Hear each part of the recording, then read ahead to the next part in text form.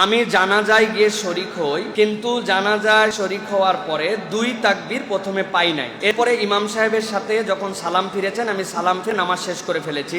আমার জিজ্ঞাসা, আমার জানাজার নামাজ হয়েছে কিনা, অথবা প্রথম যে 2 তাকবীর পাই নাই সেটা আমি কিভাবে তাহলে জানাজার ক্ষেত্রে আদায় করব। খুবই গুরুত্বপূর্ণ একটা জিজ্ঞাসা প্রিয় ভাইরা।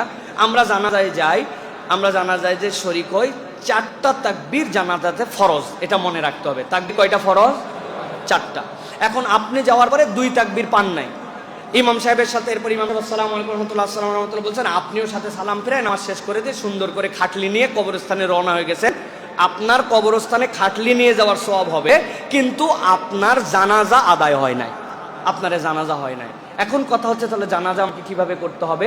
জানাজার সালাতে কেউ যদি মাসবুক হয়, তাহলে তার বিধান হচ্ছে, ইমাম সাহেব যখন সালাম ফিরাবেন, আপনি ইমাম সাহেবের সাথে সালাম ফিরাবেন না, না ফিরিয়ে যেই কয়টা আপনি তাকবীর পান নাই, শুধুমাত্র ওই তাকবীরগুলি আপনি পাঠ করবেন। ওই তাকবীরের পরে আপনার ফাতিহা অথবা আপনার দরুদ শরীফ এটা পড়তে হবে না। ধরেন আপনি প্রথম 2 তাকবীর পান নাই, ইমাম সাহেবের সাথে বাকি 2 তাকবীর পাইছেন, আল্লাহু আকবার, আল্লাহু আকবার, আসসালামু আলাইকুম রাহমাতুল্লাহ, আসসালামু আলাইকুম রাহমাতুল্লাহ। ইমাম সাহেব সালাম ফিরাইছে, আপনি দাঁড়ায় আছেন, আপনি দাঁড়ায়া এরপরে আপনি বলবেন আল্লাহু আকবার, আল্লাহু আকবার, আসসালামু আলাইকুম রহমতুল্লাহ, আসসালামু আলাইকুম রহমতুল্লাহ।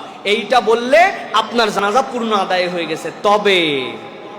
তবেটা হচ্ছে, জানাজার সামনে যে মাইয়েত থাকবে, খাটলি তোলার আগেই আপনাকে এটা বলতে হবে। এই জন্য উপযুক্ত ইমাম যারা, তারা সালাম ফিরানোর পরে কিছু মানুষ মাসবুক হতে পারেন, তাদের জন্য 10-15 সেকেন্ড অপেক্ষা করে একটু পরে খাটলিটা উঠানোর প্রচেষ্টাটা রাখা ভালো। নামাজও শেষ সাত করে খাটলি উঠবেন, তাহলে পিছনের লোকগুলো আর মাসবুক হলে তারা আর এই তাকবীরটা বলতে পারবে না। এই জন্য আপনি শুধু তাকবীর বলবেন, খাটলি উঠানোর আগে আপনার তাহলে জানাজা হয়ে যাবে।